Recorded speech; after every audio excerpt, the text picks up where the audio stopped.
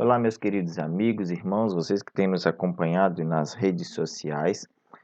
Nós estamos entrando em uma nova parte, um novo momento agora da série de mensagens do Liberar do Fluido Avivamento, baseado nos livros de Gregory Friesel. Vamos entrar numa outra parte agora, falando sobre as barreiras espirituais, removendo barreiras, liberando o fluir. E nós vamos agora fazer uma breve introdução dessa parte e depois nós estaremos entrando, diretamente em cada uma dessas barreiras, tá? Então eu peço que você abra sua Bíblia na carta de Tiago, capítulo 4, versículo de número 7. Tiago 4, 7 diz assim: Portanto, submetam-se a Deus, resistam ao diabo e ele fugirá de vocês.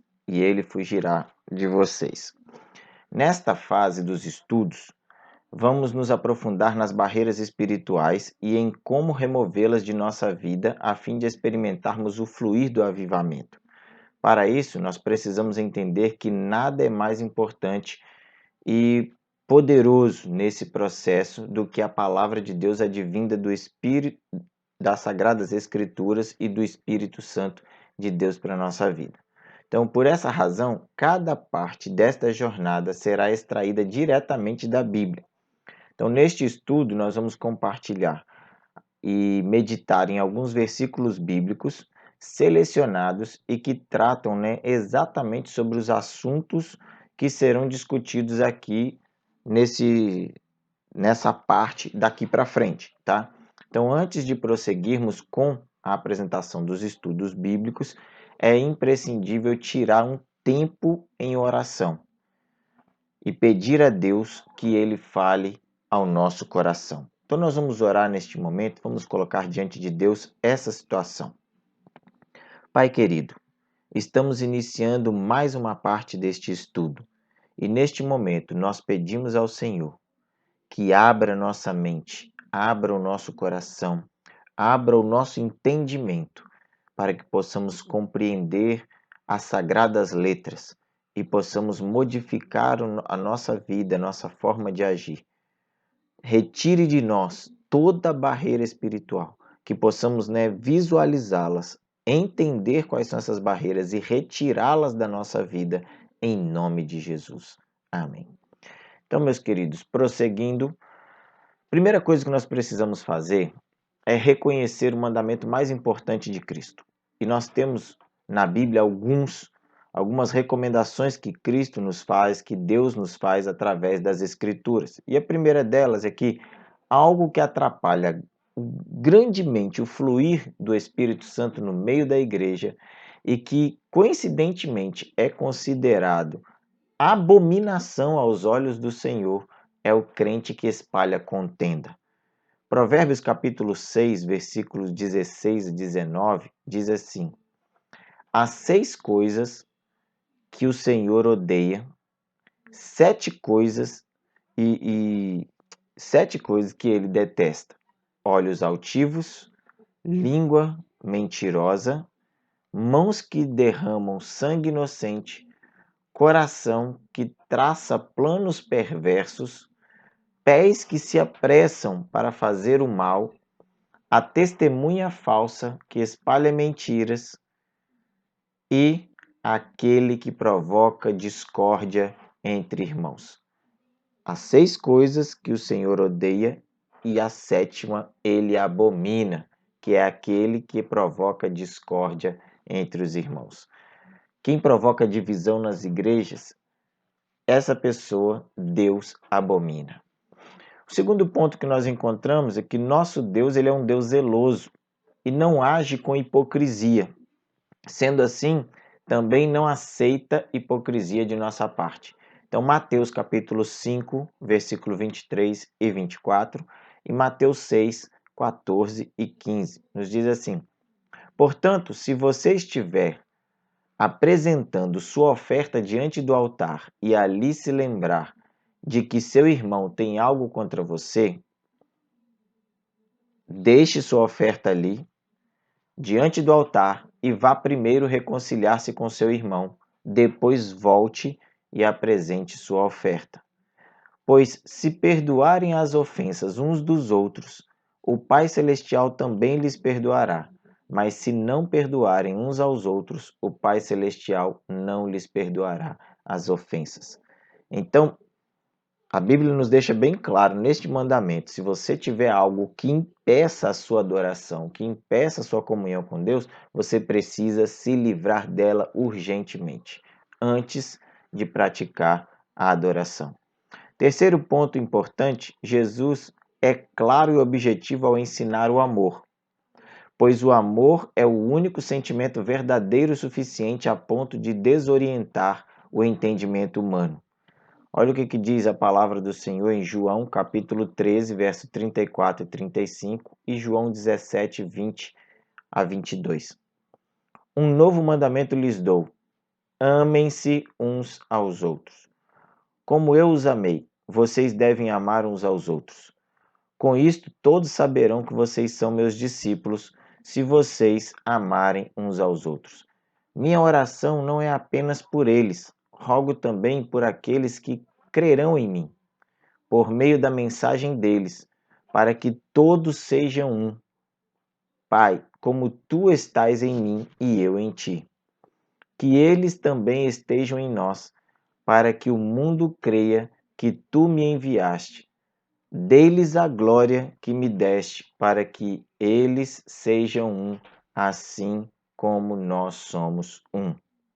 Então, Jesus está nos ensinando aqui que nós precisamos amar uns aos outros. E este sentimento deve ser como o sentimento de pai e filho, Deus e Jesus, nós também com ele. Okay?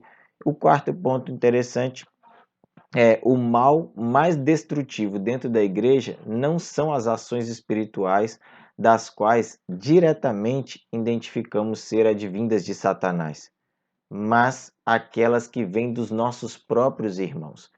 Muitas vezes nós jogamos toda a culpa do que acontece na igreja no diabo. Tudo é do diabo. Não, queimou uma lâmpada.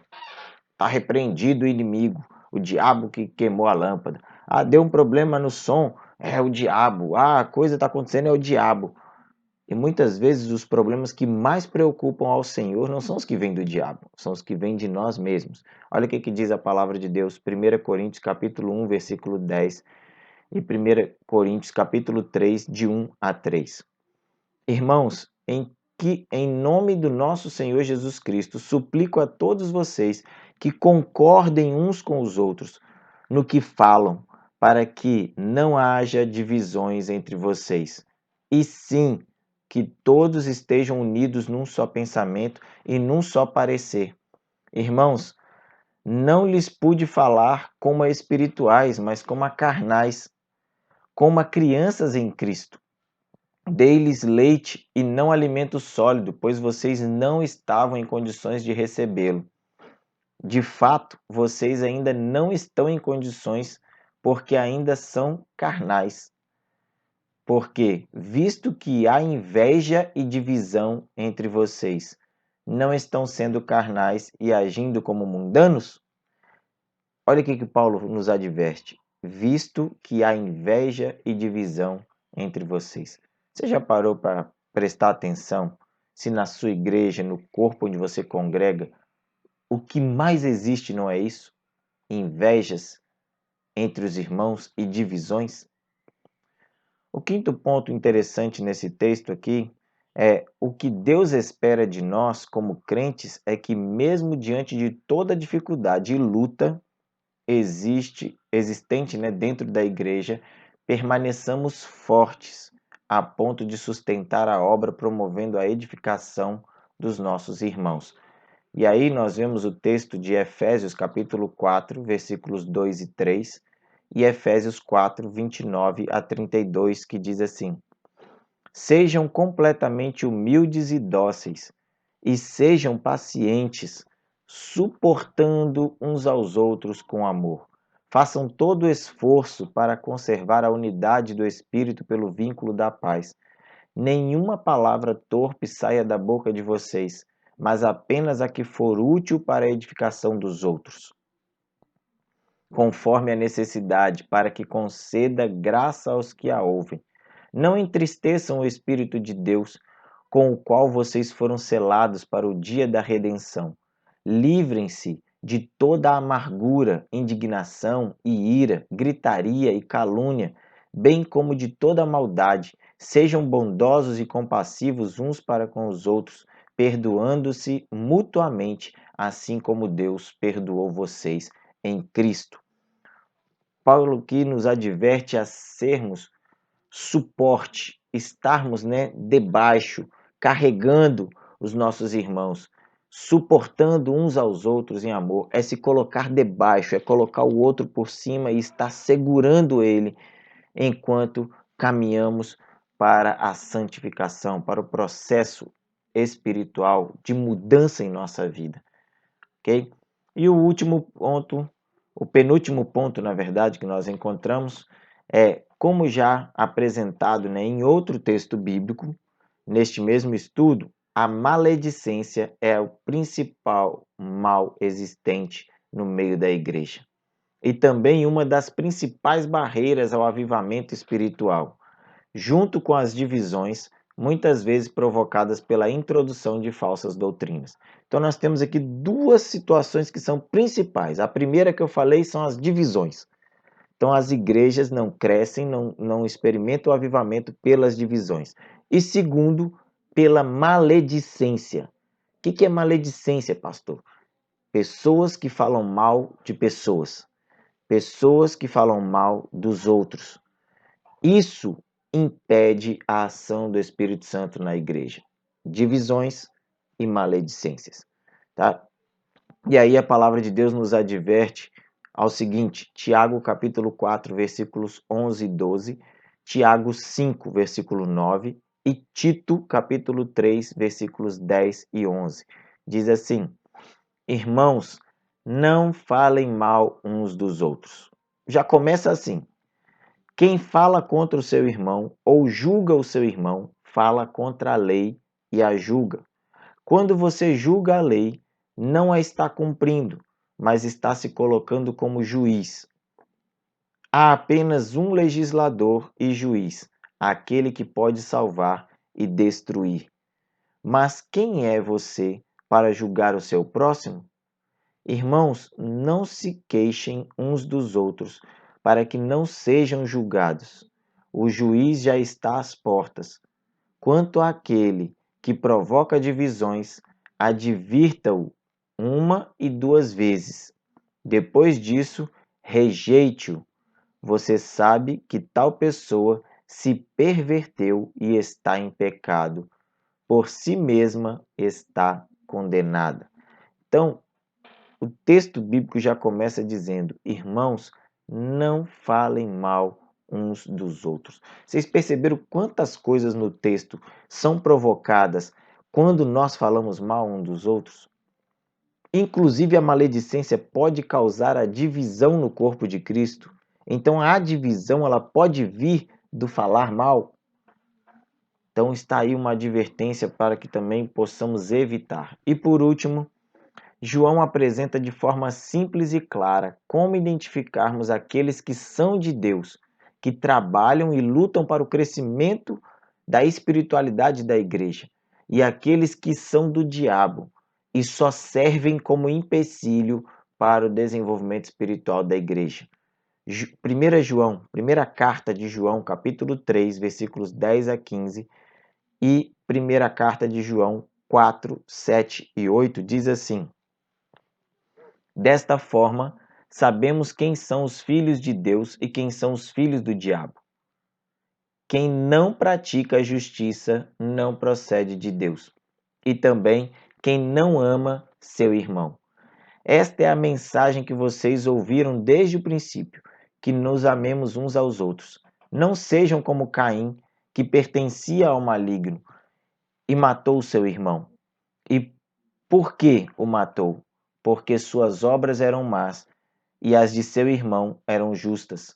Meus irmãos, não se admirem se o mundo os odeia. Sabemos que já passamos da morte para a vida porque amamos nossos irmãos. Quem não ama permanece na morte. Quem odeia seu irmão é assassino. E se vocês sabem que nenhum assassino tem vida eterna em si mesmo, amados, amemo-nos uns aos outros, pois o amor procede de Deus. Aquele que ama é nascido de Deus e conhece a Deus. Quem não ama não conhece a Deus, porque Deus é amor. Como que a gente conhece então quem é do diabo, quem é de Deus? João começa dizendo assim: quem não pratica justiça não procede de Deus. E também quem não ama seu irmão. Então, se nós não amamos o nosso irmão e não praticamos a justiça, não estamos em Deus e não somos de Deus.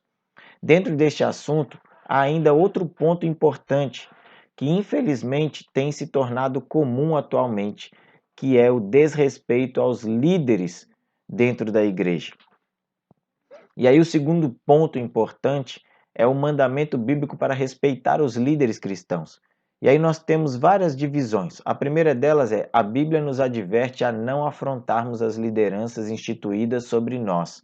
Salmo 105:15 diz: não toquem nos ungidos, nos meus ungidos, não maltratem os meus profetas. Então a gente vê que Deus dizendo, ó, essas pessoas foram separadas por mim, então não façam mal a elas. Segunda coisa importante, a Bíblia nos exorta a que sejamos unidos como irmãos, evitando brigas. 1 Coríntios 1:10 diz assim: irmãos, em nome de nosso Senhor Jesus Cristo, suplico a vocês todos, a todos vocês que concordem uns com os outros no que falam, para que não haja divisões entre vocês, e sim que todos estejam unidos num só pensamento e num só parecer, para que não haja divisões. Paulo deixa isso bem claro. Terceiro ponto importante, a Bíblia nos orienta que devemos suportar uns aos outros com humildade e tranquilidade para um único fim: guardar a unidade do Espírito. Então, o fato de nós suportarmos os irmãos, carregarmos aqui sobre as nossas costas, acima das nossas cabeças, é com uma única finalidade: manter, guardar a unidade do Espírito. Efésios capítulo 4, versículos 2 e 3 diz: sejam completamente humildes e dóceis, e sejam pacientes, suportando uns aos outros com amor. Façam todo o esforço para conservar a unidade do Espírito pelo vínculo da paz. Um outro ponto interessante também, a Bíblia nos recomenda a que valorizemos o esforço e o trabalho dos nossos irmãos em Cristo. 1 Tessalonicenses capítulo 5, versículos 12 e 13. Eu pergunto para você: alguma vez você já elogiou aquele irmãozinho, aquela irmãzinha que fez um trabalho fantástico na sua igreja? Mesmo que seja o de limpar o chão, de passar um pano nos bancos, de trocar um objeto de lugar que estava fora, de pegar um copo jogado no chão e botar na lixeira? Ou trabalhos mais específicos, uma pessoa que dirigiu uma equipe de evangelismo, que dirigiu muito bem uma cantata de louvor na igreja, ou que fez um trabalho de teatro, ou uma pregação bonita, bem bíblica. Você alguma vez elogiou uma pessoa assim? A Bíblia nos ensina a fazer isso. Em 1 Tessalonicenses 5, 12 e 13 diz: agora lhes pedimos, irmãos, que tenham consideração para com os que se esforçam no trabalho entre vocês. Que os liderem no Senhor, que os lideram no Senhor e os aconselham. Tenham-nos na mais alta estima com amor por causa do trabalho deles. Vivam em paz uns com os outros. Paulo nos adverte aqui a realmente valorizar essas pessoas. Ainda outro ponto interessante, a Bíblia nos ensina a dar valor a quem nos governa, lidera e preside bem e com dedicação. No texto de 1 Timóteo, capítulo 5, versículo 17, nós encontramos o seguinte: os presbíteros que lideram bem a igreja são dignos de dupla honra, especialmente aqueles cujo trabalho é a pregação e o ensino. Quantas vezes você elogiou o seu pastor ou aquela pessoa que está trazendo uma mensagem do Senhor bíblica, um ensino, uma aula de escola bíblica? A Bíblia diz que essas pessoas, esse tipo de líder, ele é digno de dupla honra, porque ele está se esforçando para te dar o melhor, para oferecer o melhor para que você possa crescer espiritualmente. E o último ponto interessante aqui é que a Bíblia nos instrui a prestar obediência aos pastores e líderes, pois eles prestam contas diante de Deus sobre as nossas vidas. Hebreus capítulo 13, versículo 17 diz: obedeçam aos seus líderes e submetam-se à autoridade deles. Mesmo que muitas vezes a gente não concorde, mas a Bíblia nos orienta a obedecer os nossos líderes e nos submetermos à sua autoridade. Eles cuidam de nós como quem deve prestar contas. Obedeçam-lhes para que o trabalho deles seja uma alegria e não um peso, pois isso não seria proveitoso para vocês. Meus queridos, quantos pastores têm tido dificuldade em seus ministérios por não terem esse reconhecimento que Hebreus 13, 17 nos dá? Por não ter isso praticado nas suas igrejas. Quantos pastores estão frustrados, deixando o ministério, se afastando da palavra, se afastando da igreja, porque não veem pessoas que lhes obedecem e que se submetem às suas autoridades. E principalmente que não fazem com que estes pastores prestem um serviço diante de Deus com alegria. A Bíblia é o nosso manual de regras para a fé e a prática diária. Por isso, se nos relacionamos com ela e ouvimos seus ensinamentos, tendemos a viver bem e desfrutar das mais ricas bênçãos dos céus. Entre elas, o avivamento espiritual que tanto ansiamos desfrutar. Precisamos romper com essas barreiras que nos impedem de experimentar o avivamento em nossas vidas, em nossas igrejas. Colocando em prática tudo isso que temos falado aqui, estaremos removendo essas barreiras espirituais que impedem o avivamento do Senhor. E para podermos concluir, então, deste ponto em diante, começaremos a estudar de maneira detalhada alguns obstáculos mais comuns ao avivamento que estão presentes dentro das nossas igrejas. Embora alguns possam parecer assim divertidos a nós, pode te causar um certo riso, mas para Deus não é. Sempre temos falado sobre a autoanálise e a partir de agora ela será cada vez mais importante para liberar o fluir do avivamento em nossa vida e na nossa igreja. Por isso, peça a Deus que revele a você ou à sua igreja se estão dentro destes padrões devastadores e se estão sendo barreiras para o avivamento. Saiba que Deus está pronto a purificar e curar a sua vida. Neste processo, Deus revelará alguns pecados. Então, quanto a isso, ou melhor, quando isso acontecer, confesse-os diante de Deus imediatamente. Cada um deles abandone todos os pecados e faça a restituição que Deus te mostrar. Não tenha dúvida de que Deus transformará a sua vida, família e igreja inteira. Que Deus te abençoe neste processo, em nome de Jesus.